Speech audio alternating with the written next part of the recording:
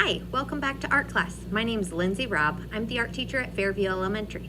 Today we're going to be working on a still life of flowers.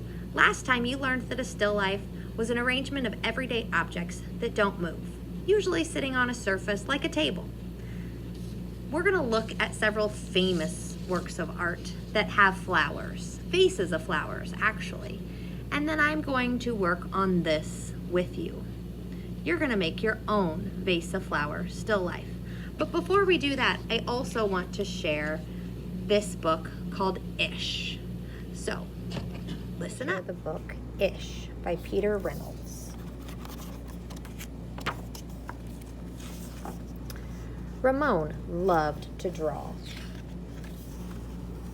Anytime, anything, anywhere. One day, Ramon was drawing a vase of flowers. His brother Leon leaned over his shoulder. Leon burst out laughing. "What is that?" he asked. Ramon could not even answer. He just crumpled up the drawing and threw it across the room. Leon's laughter haunted Ramon. He kept trying to make his drawing look right, but they never did. After many months and many crumpled sheets of paper, Ramon put his pencil down.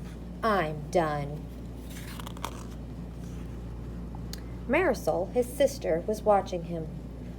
"What do you want?" he snapped. "I was watching you draw," she said. Ramon sneered. "I'm not drawing. Go away." Marisol ran away, but not before picking up a crumpled sheet of paper. "Hey, come back here with that." Ramon raced after Marisol, up the hall and into her room. He was about to yell, but fell silent when he saw his sister's walls.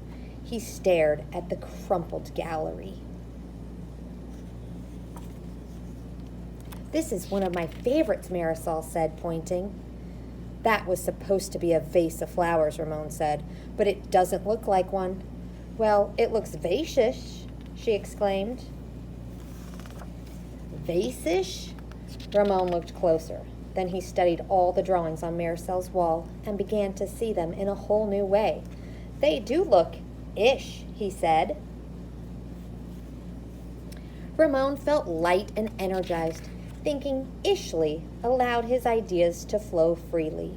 He began to draw what he felt, loose lines, quickly springing out without worry. Ramon once again drew and drew the world around him. Making an ish drawing felt wonderful. He filled his journals, tree-ish, house-ish, boat-ish, afternoon-ish, fish-ish, sun-ish. Ramon realized he could draw ish feelings too. Peace-ish, silly-ish, excited-ish. His ish art inspired ish writing. He wasn't sure if he was writing poems, but he knew they were poem-ish. Ponder, pond, ponder, dream yonder, pond, pond, yond, yond, gleam, wander, Ramon. One spring morning, Ramon had a wonderful feeling. It was a feeling that even ish words and ish drawings could not capture. He decided not to capture it. Instead, he simply savored it. And Ramon lived ishfully ever after. The end. The end-ish, actually. We'll now look at some famous works of art showing vases of flowers. Pay close attention to the vase shapes and the flowers. Your teacher might stop and pause them.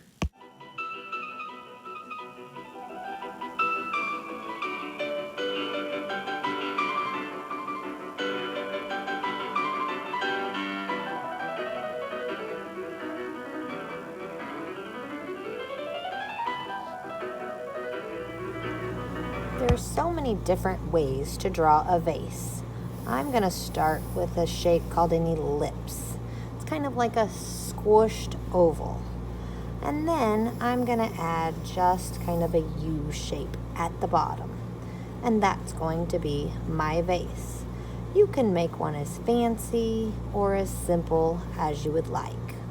I'll show you a couple of other ways to make a vase. You could just start with a rectangle. You could make that ellipse and kind of come in and back out again. Check out this one.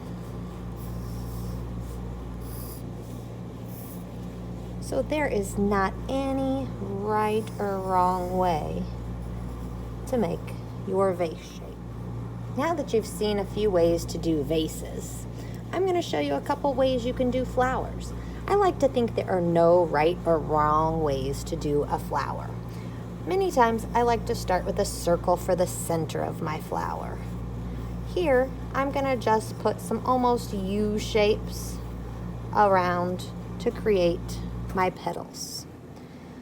Next, I'm going to do a different kind where I start with a U and then put a zigzag on the top. How about one where you start with just a circle and add a bunch of lines coming out?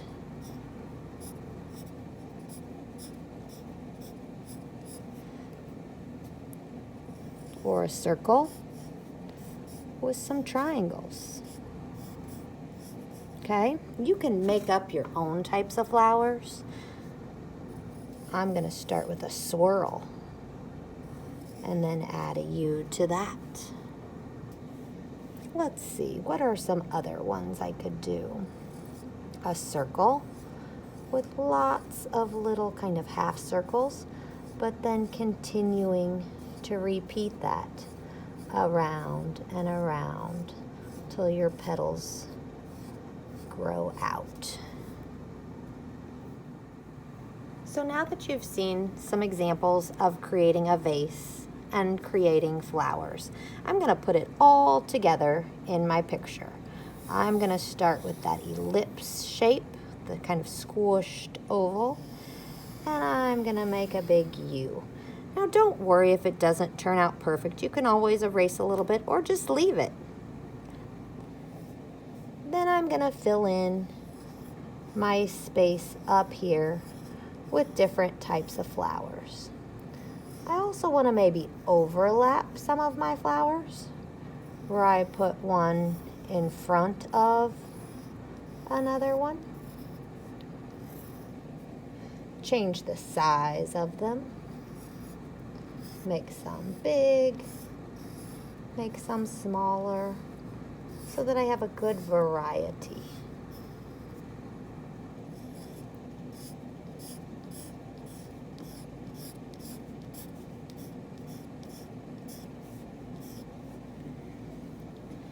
And once you fill in your flowers where you think you've got enough,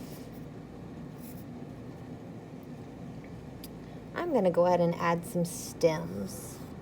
I'm going to make my stems come all the way down. Kind of make it a double line even so that they can come into the vase. Then I'll be ready to color. You can use any kind of colors you want, but before I color, I can't forget the table line that my vase of flowers is sitting on. At my picture, I think I'm going to add a pattern onto my vase just to give it a little bit more